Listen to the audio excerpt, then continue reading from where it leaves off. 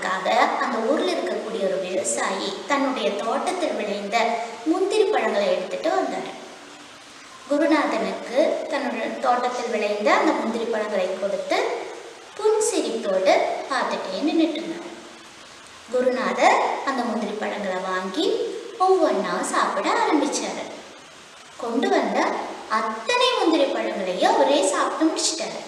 அதை பார்த்ததுமே விவசாயிக்கு ரொம்ப சந்தோஷமாச்சு. அவர் அந்த திருப்தியிலேயே அவர் வீட்டுக்கு திரும்பி போனார். ஆனால் குருநாதரை சுற்றியும் இருந்த சீடர்கள் கேட்டாங்க, குருநாதரே, உங்களுக்கு எப்பவுமே எந்த பொருள் கிடைச்சாலும் எங்களுக்கு தந்த பிறகு தானே நீங்கள் சாப்பிடுவீங்க, ஏன் இந்த முறை எல்லா பழத்தையும் நீங்களே சாப்பிட்டீங்கன்னு கேட்டாங்க. அந்த குருநாதர் என்ன சொன்னாரு தெரியுமா? பாவம், அந்த விவசாயி தன்னுடைய நிலத்தில் பாடுபட்டு உருவாக்கிய அந்த முந்திரி பழங்களை கொண்டு வந்து தரும்போது அவர் முகம் ரொம்ப புன்சிரிப்பால மலர்ந்து இருந்துச்சு. அந்த முந்திரி பழங்களை வாங்கி எடுத்து நான் சாப்பிட்டதுமே அது ரொம்ப துவர்ப்பாகவும் புளிப்பாகவும் இருந்துச்சு. இந்த பழங்களை நான் உங்களுக்கு தந்திருந்தா அவர் இருக்கும் போதே நீங்க என்ன சொல்லியிருப்பீங்க? பழம் ரொம்ப புளிப்பா இருக்குன்னு சொல்லியிருப்பீங்க, துவர்ப்பா இருக்குன்னு வேறொருத்தர் சொல்லியிருப்பாரு. அந்த விவசாயினுடைய மனசு ரொம்ப கஷ்டப்பட்டிருக்கு இல்லையா? அதனால தான் அந்த பழங்களை எல்லாம் நானே சாப்பிட்டேன் அப்படின்னாரு. இந்த கதையில இருந்து உங்களுக்கு என்ன புரியுது? ஒருத்தருக்கு நம்ம எந்த பொருள் கொடுக்கறதா இருந்தாலும் நம்ம கையில் இருக்கக்கூடிய சிறந்த பொருளை மட்டும்தான் நம்ம கொடுக்கணும். சரி, இன்றைய கணித வகுப்புக்கு போலாமா? இங்க தரப்பட்டுள்ள கணித பிரச்சனையோட வாசிச்சு பார்க்கலாமா? எல்லாரும் வாசிங்க பார்ப்போம். வாசிச்சிட்டீங்களா? நான் ஒரு முறை சத்தமா வாசிக்கட்டுமா? இங்க கவனிங்க. ஒரு கூடையில் 241 ரோஜா பூக்களும் 146 சூரியகாந்தி பூக்களும் இருந்தன. அதாவது ஒரு கூடையில் 241 ரோஜா பூக்களும் 146 சூரியகாந்தி பூக்களும் இருந்தன. கூடையில் உள்ள மொத்த பூக்கள் எத்தனை? இதுதான் நம்ம முன்னாடி இருக்கக்கூடிய கணித பிரச்சனை. இப்போ என்ன பண்ணணும்? கூடையில் இருக்கக்கூடிய மொத்த பூக்களை தெரியணும்னா ரோஜாக்களையும் சூரியகாந்தி பூக்களையும் எண்ணிக்கைகளை ஒன்றா சேர்த்து பார்த்தா தான் நமக்கு மொத்தம் இருக்கக்கூடிய பூக்களினுடைய எண்ணிக்கை நமக்கு தெரியும். ஆனா நம்ம இந்த கணித செயல்பாடுகள் செய்வதற்கு முன்னாடி கணித வழிமுறைகள் படி நம்ம செய்யறதுக்கு முயற்சி செய்யணும். இப்போ நம்ம இந்த கேள்வியை உங்க நோட்டு புத்தகத்துல எழுதிட்டீங்க. அதோட இப்போ மொத்தம் இருக்கக்கூடிய பூக்களை கண்டுபிடிக்கலாமா? முதல்ல அதுக்கு கீழே எழுத வேண்டியது ரோஜா பூக்களினுடைய எண்ணிக்கை. என்னது? இங்க பாருங்க, ரோஜா பூக்களின் எண்ணிக்கை சமம் போட்டு 241 அப்படின்னு எழுதலாம். எழுதிட்டீங்களா? அதாவது மொத்த கூடையில் இருந்த ரோஜா பூக்களின் எண்ணிக்கை 241. அடுத்து என்ன எழுதலாம்? சூரியகாந்தி பூக்களினுடைய எண்ணிக்கை. கூடையில் உள்ள சூரியகாந்தி பூக்களினுடைய மொத்த எண்ணிக்கை எவ்வளவு? 146. அப்படி என்றால் மொத்த பூக்கள் எத்தனைன்னு கண்டுபிடிக்கலாம். மொத்த பூக்களின் எண்ணிக்கை கண்டுபிடிக்கலாம். அதனால தான் இந்த கேள்விக்குறி போட்டிருக்கேன். ஒரு கணக்கு நமக்கு கிடைச்சதுன்னா அதுல எண்ணிக்கைகளை நம்ம தனியா எடுத்து எழுதிடுவோம். ரோஜா பூக்களின் எண்ணிக்கை 241, சூரியகாந்தி பூக்களின் எண்ணிக்கை 146. மொத்த பூக்களின் எண்ணிக்கை எவ்வளவு?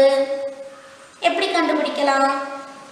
ரோஜா பூக்களினுடைய எண்ணிக்கையும் சூரியகாந்தி பூக்களினுடைய எண்ணிக்கையும் கூட்டணும். கூட்டி கண்டுபிடிக்கலாமா? இப்போ இதை ரெண்டையுமே உங்களுக்கு மனக்கணக்காகவே உங்களுக்கு செய்ய முடியும். எவ்வளவு விடை வந்தது? சிலவங்க கண்டுபிடிச்சிட்டீங்க. சொல்லுங்க பாப்போம், சத்தமா சொல்லுங்க. 387. இது மனக்கணக்காகவே செய்யலாம் இல்லையா? 387 பூக்கள். கூடையில் இருந்த மொத்த பூக்கள் எவ்வளவு? 387 பூக்கள். இதை நம்ம எழுதி கண்டுபிடிக்கலாம் தானே? எழுதி கண்டுபிடிக்கலாமா? இப்போ நம்ம நோட்டு புத்தகத்துல 241 கூட்டல் 146 அப்படின்னு எழுதிட்டீங்களா? இனி இதை கூட்டி பார்க்கலாமா? இப்ப சொல்லுங்க. 1கள் 10கள் 100கள் இருக்கு. நம்ம முதல்ல செஞ்ச மாதிரியே தான் 1களை முதல்ல கூட்டி எழுதலாம். எழுதலாமா? இப்ப சொல்லுங்க, 1களை கூட்டி. ஒரு 1, இங்க 6 1கள். 6 1 7 1கள். 7 1கள். அடுத்து 10னுடைய இடமதிப்பில் வரக்கூடிய எண்களை கூட்டணும். 4 இந்த 4ஐயும் சேர்த்து கூட்டணும். 4 4 எவ்வளவு? 8. நம்ம எல்லாருக்கும் தெரியும் இல்லையா? 8 எழுதட்டுமா? 10னுடைய இடமதிப்பில் நான் எழுதிய எண் பாருங்க, 8. அடுத்து 100னுடைய இடமதிப்பில் இருக்கக்கூடிய எண்களை கூட்டலாமா? என்னெல்லாம் எண்கள் இருக்கு? மேலே இருப்பது 2, கீழே 1. அப்ப எத்தனை 100கள்? 2 1 3. இப்ப நமக்கு விடை கிடைச்சது இல்லையா? அப்போ மொத்தம் கூடையில் உள்ள பூக்களினுடைய எண்ணிக்கை எவ்வளவு? 387. இதைத்தான் முன்னமே நம்ம மனக்கணக்கா செய்து நம்முடைய நண்பர்கள் சொன்னது. இது உங்க நோட்டு புத்தகத்தில் எழுதிக்கிறீங்களா? இங்கே காணக்கூடிய சதுரத்தை பாருங்க. இதுல கொஞ்சம் எண்கள் தரப்பட்டிருக்கு. இந்த சதுரத்திலிருந்து உங்களுக்கு விருப்பமான 2 எண்களை நீங்க தேர்வு செய்யணும். தேர்ந்தெடுத்த 2 எண்களையும் சேர்த்து தொகை காணணும். ஒரு கணித செயல்பாடு ஒன்று செய்து பார்க்கலாமா? இப்போ நான் தேர்வு செய்யக்கூடியது 328. 328. அதோட ஒரு எண் நீங்க சொல்லுங்க பார்ப்போம். 444 என்ற 2 எண்களை கூட்டி பார்க்கலாமா? எப்பவுமே நம்ம கூட்டும்போது ஒற்றை எண்களை முதல்ல கூட்டணும். அதாவது ஒற்றை எண்கள்னா ஒன்றினுடைய ஸ்தானத்தில் இருக்கக்கூடிய எண்களை முதல்ல கூட்ட தொடங்கலாம். அப்போ 1, இங்க 10கள், இது 100கள். அப்போ 1கள் முதல்ல கூட்டலாம். கூட்டலாமா? 8 1களும் 4 1களும் சேர்த்தால் எவ்வளவு? 12. 8 4 12. 12ன்னு சொல்லும்போது ஒரு 10ம் 2 1களும் இருக்கு. சரிதானே? அதாவது 12இல் ஒரு 10ம் 2 1களும் இருக்கு. இப்ப நம்ம 1களை மட்டும்தான் ஒன்றினுடைய இடத்தில் எழுத முடியும். 1களை நம்ம எழுதிட்டோமா? மீதி இருக்கக்கூடிய இந்த 10 10னுடைய இடமதிப்புல வச்சுக்கலாம். இனி நம்ம 10களை கூட்டலாமா? 1 இந்த 2 இந்த 4 இந்த 3 எண்களையும் சேர்த்து கூட்டணும். சேர்த்தா எவ்வளவு கிடைக்கும்னு சொல்லுங்க. 2 இந்த 2 இந்த 1 கூட்டணும் இல்லையா? அப்போ 3 3 4 மிகவும் சரி. 7. இனி 100களை கூட்டலாமா? எவ்வளவு? மறுபடியும் 7 தான் விடை. இப்போ உங்களுக்கு விடை கிடைச்சதா? அதாவது 328உடன் 444ஐ கூட்டும்போது நமக்கு கிடைத்த விடை 772. விடை சரியா? இனி நீங்க இதிலிருந்து உங்களுக்கு விருப்பமான 2 எண்களை தேர்வு செய்து உங்க நோட்டு புத்தகத்துல எழுதி விடை காணலாம். இந்த ஒரு கணக்கு மட்டும் இல்ல, இந்த அனைத்து எண்களையும், இந்த சதுரத்தில் காணக்கூடிய அனைத்து எண்களையும் நீங்கள் தீர்வு காண்பதற்கு பயன்படுத்த வேண்டும். உங்க எல்லாருக்குமே விளையாட்டுனா ரொம்ப பிடிக்கும் தானே? அப்ப இப்ப நம்ம ஒரு கணித விளையாட்டை விளையாட போறோம். எல்லாரும் தயாரா இருக்கீங்களா? நோட்டு புத்தகத்தை எல்லாம் அடைச்சு வச்சிருங்க. எல்லாரும் ரெடியா இருக்கீங்களா? இங்க பாருங்க, தொகை காணலாம் அப்படின்னு தான் எழுதியிருக்கு. ஆனா இப்ப நம்ம எழுதி தொகை காண போறது கிடையாது. மனக்கணக்காகவே தொகை காண போறோம். சரியா? இப்ப முதல் கணக்கு இங்க பாருங்க. 12உடன் 13 கூட்டணும். கூட்டலாமா? 12 கூட்டல் 13. விடை என்னவா வரும்? 25. வேகமா சொல்லிட்டீங்களே. சரி, நீங்க சொன்ன இந்த விடை இந்த எண்கள் இருக்கான்னு பாருங்க. இருக்கா? கண்டுபிடிச்சிட்டீங்களா? எங்க இருக்கு 25? தொட்டு காட்டுங்க. அதோ இங்க இருக்கு 25. இனி அடுத்த கணக்கு செய்து பார்க்கலாமா? அடுத்த கணக்கு வாசிச்சு பாருங்க. 24உடன் 25ஐ கூட்டணும். கூட்டியாச்சா? சிலவங்க கூட்டிட்டீங்க. எங்க விட சொல்லுங்க பாப்போம். சத்தமா சொல்லுங்க.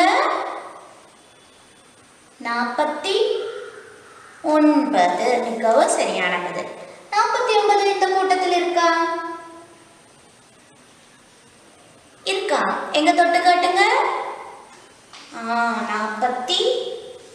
49. சரி, இனி அடுத்த எண்களை வாசிச்சு பாருங்க. 31உடன் 32ஐ கூட்ட வேண்டும். மனக்கணக்காத்தான் விடையை கண்டுபிடிக்கணும். எழுதக்கூடாது யாருமே. சில நண்பர்கள் கண்டுபிடிச்சிட்டாங்க. எங்க பதில் சொல்லுங்க. நீங்க சொன்ன பதில் இதில் இருக்கா?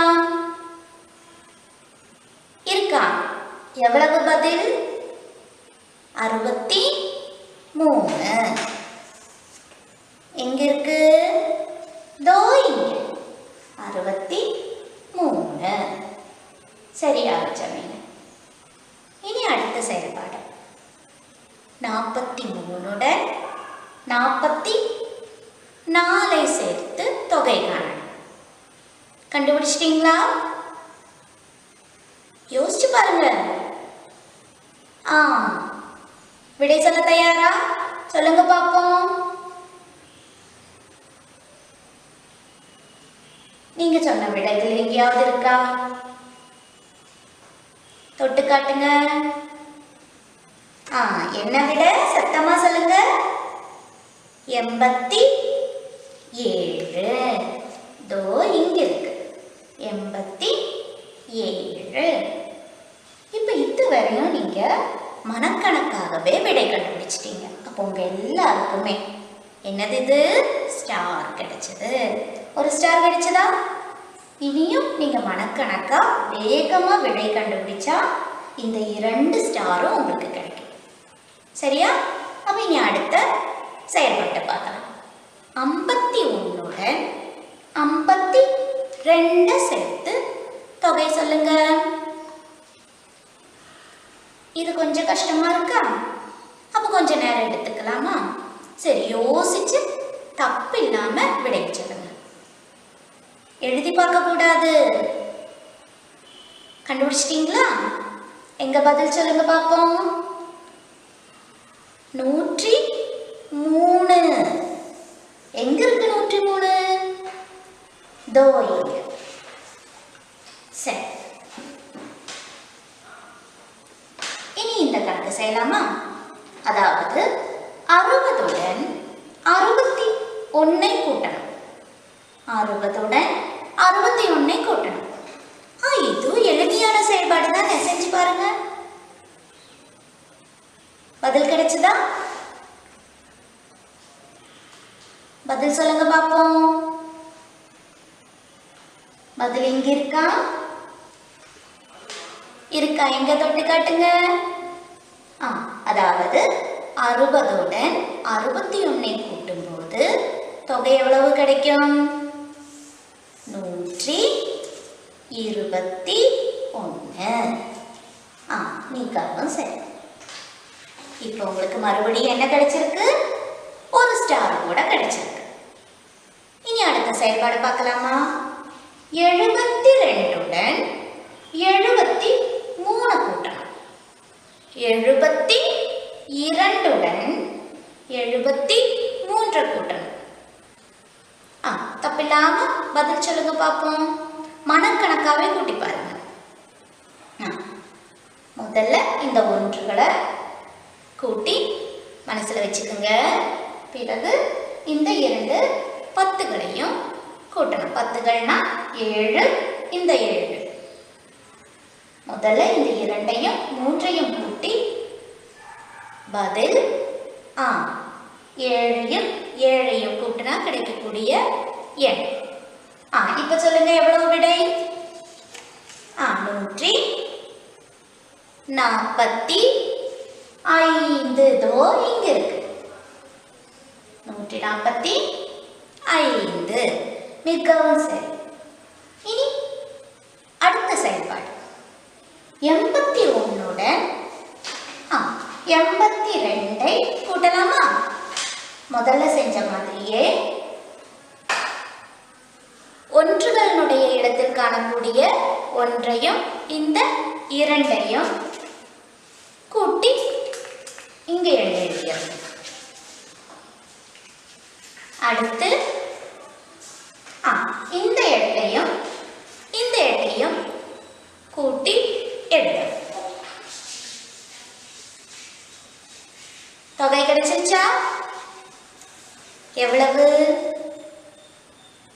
163. மிகவும் சரி. இங்க இருக்கு.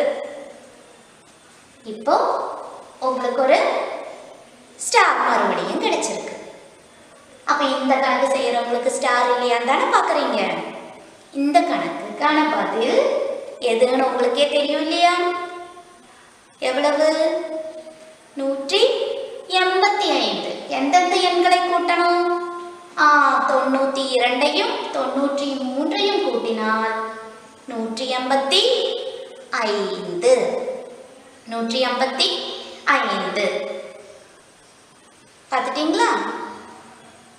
சரி, இப்ப பாருங்க. நம்ம கூட்டி எண்கள் எல்லாம் நல்லா உற்று பாருங்க. ஏதாவது ஒற்றுமை இருக்கா? நம்ம கூட்டுவதற்காக தேர்வு செய்த எண்களை எல்லாம் ஒன்று பாருங்க. ஏதாவது ஒற்றுமை இருக்கா? அதாவது அருகில் வரக்கூடிய எண்களை எல்லாம் நம்ம கூட்டியிருக்கோம். 12 முடிஞ்சா 13. பார்த்தீங்களா? 12 முடிஞ்சா 13 கூட்டியிருக்கோம்.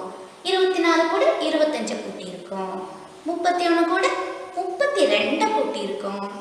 அடுத்தது 43 கூட 44 கூட்டியிருக்கோம். இதெல்லாமே அருகில் வரக்கூடிய எண்கள். 51உடன் 52, 60உடன் 61, 72உடன் 73, 81உடன் 82, 92உடன் அடுத்து வரக்கூடிய எண்ணான 93 கூட்டி விடை கண்டிருக்கோம்.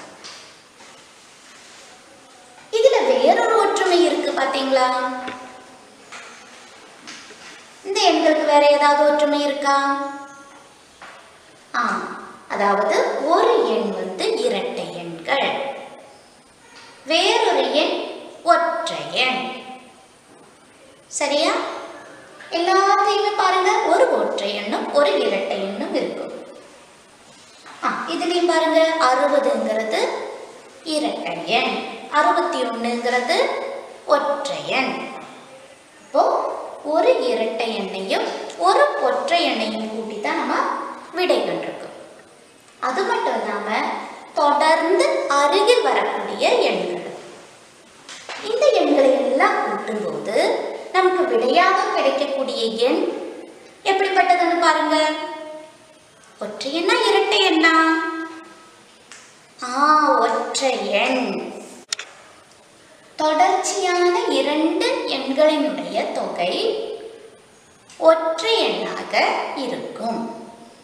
இந்த கருத்தையும் கூட உங்க நோட்டு புத்தகத்துல எழுதி வைக்கணும். இந்த கணக்கெல்லாம் உங்க நோட்டு புத்தகத்தில் எழுதுவீங்களா? நீங்களும் முயற்சி பண்ணி பாருங்க. தொடர்ந்து வரக்கூடிய இரண்டு எண்களை உங்க நோட்டு புத்தகத்தில் எழுதி அதனுடைய தொகை ஒற்றை எண்ணா இரட்டை எண்ணான்னு ஒன்று சோதிச்சு பார்ப்பீங்களா? நீங்க எழுதுனதை உங்க ஆசிரியருக்கும் அனுப்பி கொடுக்க மறக்கக்கூடாது. அதோட நம்ம கணித புத்தகத்தில் இருக்கக்கூடிய செயல்பாடுகளான வெற்றி திருவிழா, சர்க்கஸ், வண்ணம் தீட்டலாம், வரிசை பெறலாம் அப்படிங்கிற செயல்பாடையெல்லாம் ஒன்று நீங்கள் உங்கள் நோட்டு புத்தகத்தில் செய்து உங்களுடைய ஆசிரியருக்கு அனுப்பி கொடுக்க மறக்கக்கூடாது. வகுப்பில் தரப்பட்டுள்ள அதிகப்படியான செயல்பாடுகளுக்கும் பதில் கண்டுபிடித்து உங்கள் ஆசிரியருக்கு அனுப்பி கொடுக்க மறக்கக்கூடாது. பழமுதிர் சோலை என்ற கடையில் 607 ஆப்பிளும் 216 ஆரஞ்சும் இருந்தன. கடையில் உள்ள மொத்த பழங்களின் எண்ணிக்கை காண்க. வாகனங்கள் நிறுத்தப்பட்ட இடத்தில் 263 கார்களும் 142 மோட்டார் வாகனங்களும் இருந்தன. அங்கே நிறுத்தப்பட்டுள்ள மொத்த வாகனங்களின் எண்ணிக்கை கண்டுபிடிக்கவும். இனி அடுத்த வகுப்பில் சந்திக்கலாம். நன்றி, வணக்கம்.